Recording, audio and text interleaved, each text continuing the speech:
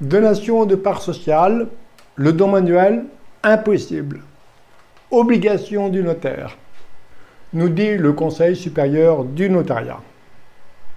Qu'en est-il de la vérité? On peut réaliser une donation par notaire ou par don manuel, y compris tout seul. Comparaison. Preuve de la donation. Pour une donation notariée, la preuve, elle est certaine. Pour le don manuel, elle est également certaine dès lors que la donation est enregistrée. Acceptation par le donataire. Pour une donation notariée, c'est obligatoire. S'il y a une des parties qui ne signe pas l'acte notarié, la donation est nulle. Alors que pour le don manuel, non, il n'y a pas d'acceptation au moment de la donation. On peut éventuellement, si les parties le souhaitent, accepter ensuite la donation. Mais on va voir que, attention, aucun écrit pour réaliser un don manuel. Sinon, il est nul. Les conditions et les charges de la donation. C'est possible dans les deux situations et on a exactement les mêmes possibilités. Droit de retour, donation résiduelle, graduelle, avec charge, inaliénabilité, donation partage, donation avec réserve d'usufruit, pareil. Le plus souvent, la donation notariée est une donation partage. C'est ce qui recommande le plus souvent. Et une donation partage n'est pas rapportable civilement à la succession. Alors qu'un don manuel, on peut choisir. Le principe est le suivant, c'est que un don manuel, il est rapportable, sauf décision contraire. D'ailleurs, je préfère la décision, sauf décision contraire. Parce que qui peut le plus, peut le moins. Le tarif d'une donation. Pour une donation notariée, c'est tarifé. C'est environ 1% du montant de la donation, que ce soit en pleine propriété ou sur la nue propriété. Pour un don manuel, c'est libre. Ça peut être gratuit si le donateur le réalise lui-même. Attention aux défauts de formalisme. Hein. Mais justement, le don manuel, il n'y a aucun formalisme. Dès lors que vous respectez aucun formalisme, le don manuel est juridiquement valable. Il y a encore une différence essentielle quant au moment de percevoir les droits de mutation à titre gratuit. Pour une donation notariée, c'est chez le notaire au moment de l'acceptation, quand on signe, que les droits de mutation sont dus. Bien, pour un don manuel, c'est libre. C'est que si le don manuel est déclaré, les droits sont dus au moment de la révélation du don manuel. Et d'ailleurs, on peut même, le formulaire le propose, on peut même opter pour le paiement des droits au moment du décès du donateur, ce qui est impossible pour une donation notariée. Et ce décalage de trésorerie peut être déterminant dans certaines stratégies, notamment de donation-cession. Alors la synthèse du document, la voici. Une donation écrite doit être rédigée par un notaire. Ça c'est sûr, article 931 du Code civil. Donc, une donation réalisée sous seing privé, signature, est nulle, nullité absolue. Alors que le don manuel, sans écrit, sans formalité, il est juridiquement valable. Et on va voir, la jurisprudence le dit. Et les notaires prétendent que pour les parts sociales, la loi impose un écrit pour réaliser la donation et donc que tous les dons manuels de parts sociales qui ont été réalisés précédemment sont nuls. Il est important de faire régulariser par un notaire. Vrai ou faux ? Voilà. Donc, est-ce que la loi, la question est de savoir, est-ce que la loi impose un écrit pour réaliser la donation de parts sociales? Non. La loi impose un écrit pour constater la transmission de parts sociales, que ce soit d'ailleurs une donation ou une vente, toutes les parts sociales la transmission doit être constatée par écrit. Mais pas pour la réaliser, au contraire.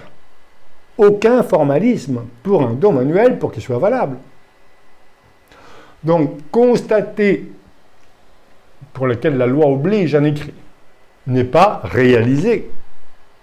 Et on va voir que la jurisprudence nous dit qu'il n'y a aucun écrit obligatoire pour réaliser un don. Au contraire, si vous faites un écrit au moment de réaliser le don, il est nul. Donc, le don manuel de part sociale est valable dès lors qu'il n'y a pas d'écrit. Et donc, le notaire n'est pas obligatoire. Constater n'est pas réaliser. On réalise la donation et après, on la constate, confirmée par une cour de cassation. L'exigence d'un écrit constatant la cession de parts sociales, puisque c'est la cession, il y a aussi donation, vente, tout ça, n'est pas une condition de validité de la cession des parts sociales. D'ailleurs, je précise que le transfert de propriété avec un don manuel, c'est la possession. C'est celui qui possède le bien, il est présumé détenir le bien, et donc il y a eu un transfert de propriété sans écrit. Et il n'y a pas d'exigence, contrairement à la donation notariée, de constater par écrit la donation. On peut le faire après, mais absolument aucun écrit au moment de la donation. On pourra faire un pacte adjoint qui précise les conditions dans lesquelles le donataire a voulu réaliser la donation. Mais il sera écrit après la donation. Et d'ailleurs, il n'y aura jamais du temps présent. On parlera au temps passé.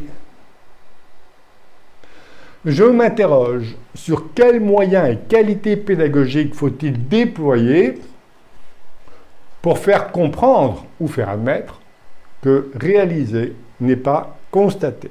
Et j'offre le petit Robert. Parce que tout repose là-dessus, en fait.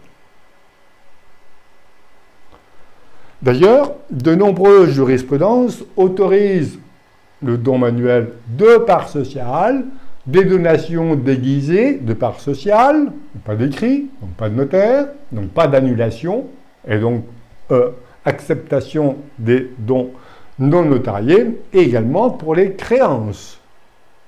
Waouh!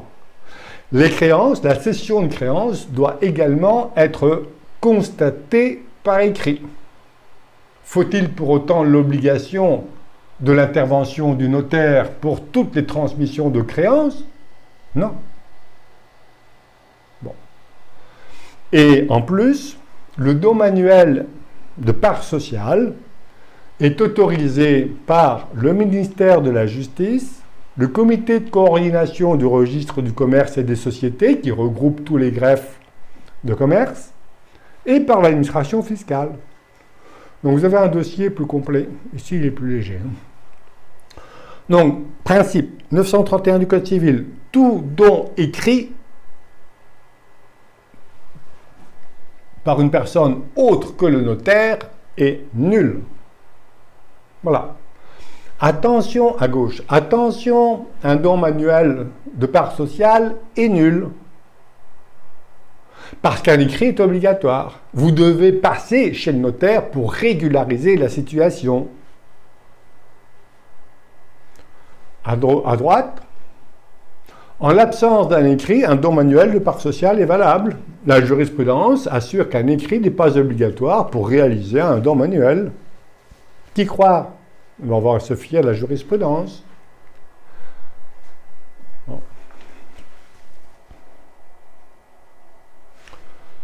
Conseil supérieur du notariat.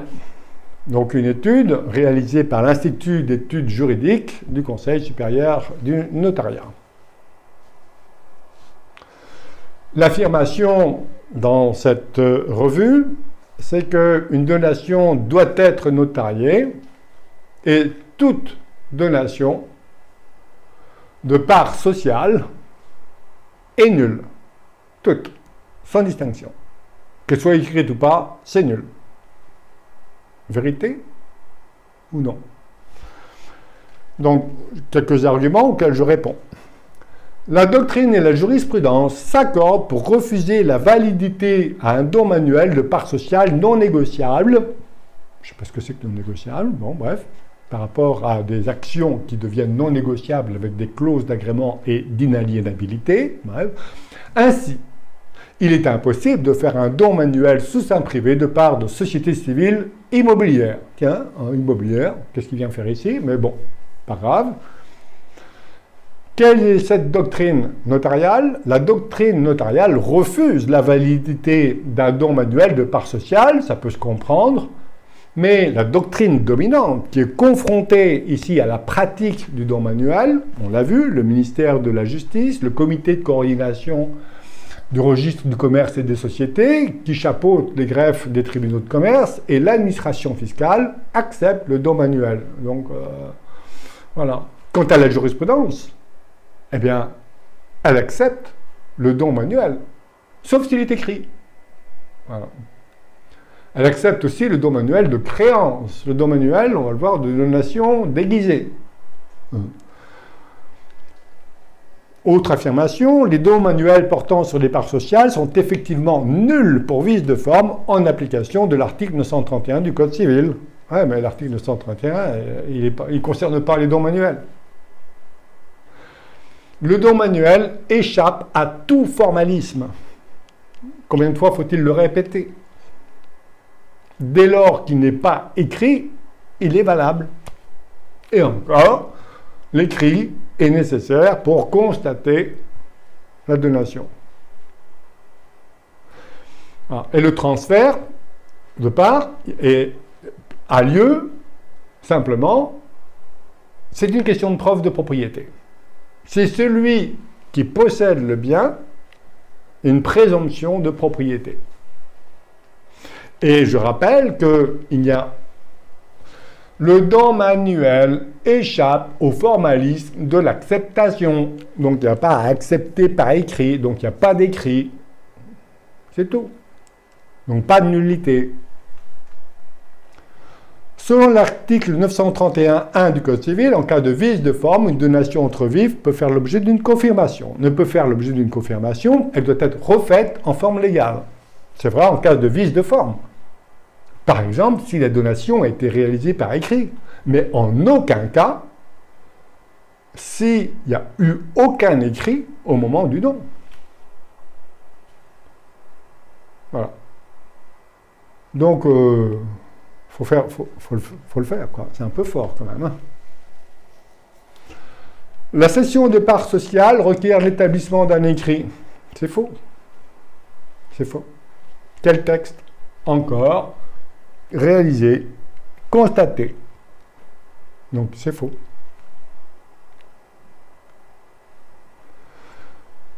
Dans la jurisprudence, le rappelle, le petit Robert aussi. Régularisation. Du vivant du donateur, il convient de refaire un acte. Le don manuel réalisé sans écrit est juridiquement valable. Conseillé de refaire sans distinction entre écrit et non écrit, c'est abusif.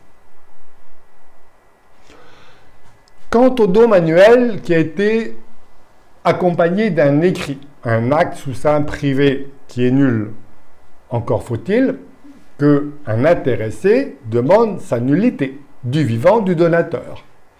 Et faut-il pour autant refaire un acte parce que la volonté d'une des parties, c'est peut-être de faire annuler la donation.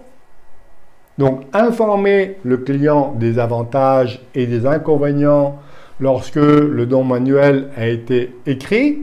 Il ne s'agit pas d'un don manuel, il s'agit d'un acte sous seing privé, d'une donation sous seing privé. Et à ce moment-là, le client, il va choisir. Est-ce que je consolide? Alors là, oui. Là, il faut refaire un acte, confirmation, mais pas dans tous les cas.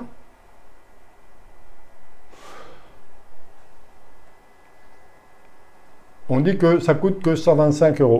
Bah, peut-être qu'il faut-il informer que l'acte notarié va coûter l'ordre de 1% du montant de la donation. Je complète l'information. La troisième commission du 108e Congrès des notaires de France a par ailleurs adopté une proposition visant à limiter l'usage des pactes adjoints et à les soumettre au formalisme de l'article 931 du Code civil. C'est bien tenté, c'est de dire que toutes les donations devraient passer devant notaire. J'ai un petit problème, enfin un petit problème pas pour moi, mais le législateur n'a pas retenu cette proposition de 2012.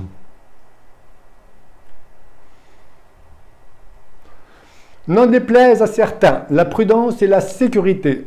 Waouh, là on sent la querelle de clocher. Hein. N'en déplaise à certains, et donc notamment aux avocats qui étaient visés, hein, notamment par le Cridon, précédemment.